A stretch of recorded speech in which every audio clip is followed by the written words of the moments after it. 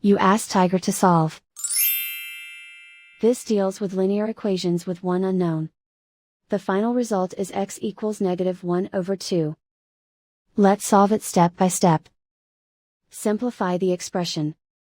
Expand the parentheses. Group like terms. Simplify the arithmetic.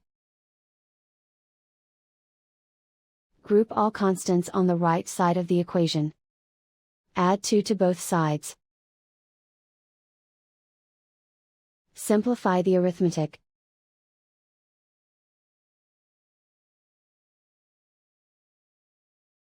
Isolate the x. Divide both sides by -4. Cancel out the negatives. Simplify the fraction. Move the negative sign from the denominator to the numerator. Find the greatest common factor of the numerator and denominator.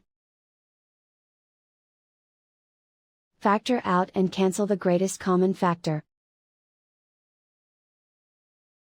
And so the final result is x equals -1/2.